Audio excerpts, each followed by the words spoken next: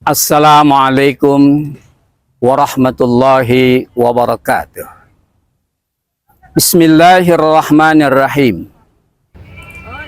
Alhamdulillahilladzi a'azzana bil iman bih wa hadana ila azimi syari'atihi wa as'adana bittiba'il afdalir rasulih. Amma ba'du.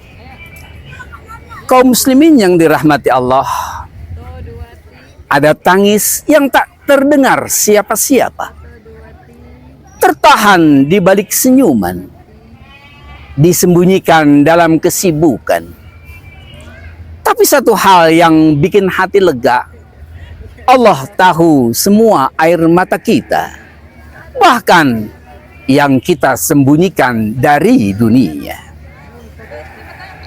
Allah Maha melihat, tidak ada sedetik pun rasa sedih kita yang luput dari perhatiannya.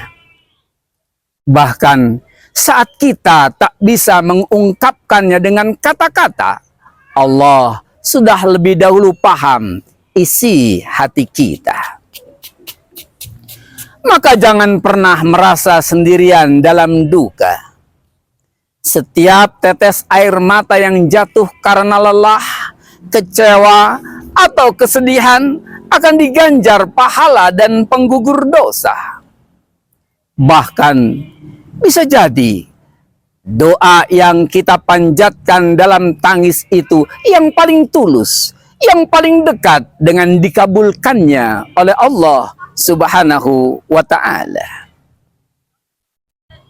Ketika kita dirundung masalah yang terasa begitu berat, menangislah jika perlu, tapi setelah itu bangkitlah, karena setelah tangis kita ada Allah yang siap menggantinya dengan kebahagiaan yang tak diduga. Jangan biarkan hati kita mati dalam masalah dan kesibukan dunia. Imam Al-Ghazali mengingatkan bahwa hati manusia bisa mati pelan-pelan tanpa terasa. Beliau berkata, hati yang terlalu sibuk dengan dunia akan menjadi buta terhadap akhirat. Ia tak lagi tersentuh oleh ayat-ayat Allah, tak peka terhadap dosa, dan kehilangan rasa khusyuk dalam ibadahnya. Kesibukan dunia memang tidak bisa dihindari. Tapi ketika semua pikiran hanya dipenuhi tentang harta, reputasi, dan ambisi duniawi, tanpa diimbangi dengan zikir dan tafakur, maka hati akan menjadi keras, bahkan tak sanggup lagi menangis karena dosa. Imam Al-Ghazali juga mengajarkan bahwa obat bagi hati yang mati adalah menyendiri sejenak dari keramaian dunia, merenungi akhirat, dan memperbanyak mengingat Allah Subhanahu wa ta'ala. Sebab hati butuh makanan ruhani berupa zikir, doa, tadabbur, dan taubat yang tulus kepada Allah Subhanahu wa ta'ala.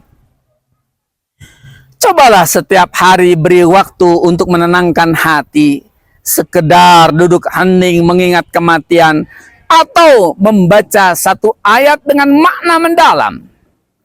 Itu akan menjadi napas baru bagi hati yang lelah.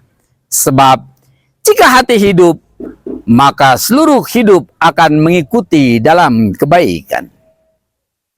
Bukankah Allah Subhanahu wa ta'ala mengingatkan kita melalui firman-Nya dalam Al-Quran surat Asy-Syu'ara ayat 88-89. Yauma la yanfa'u malun wala banun illa man atallaha biqalbin salim.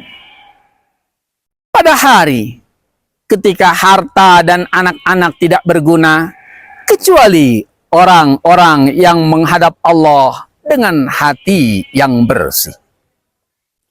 Mudah-mudahan Allah menjadikan hati kita selalu bersih, jauh dari noda dan dosa, dan terjauh dari berburuk sangka kepada Allah Subhanahu wa ta'ala.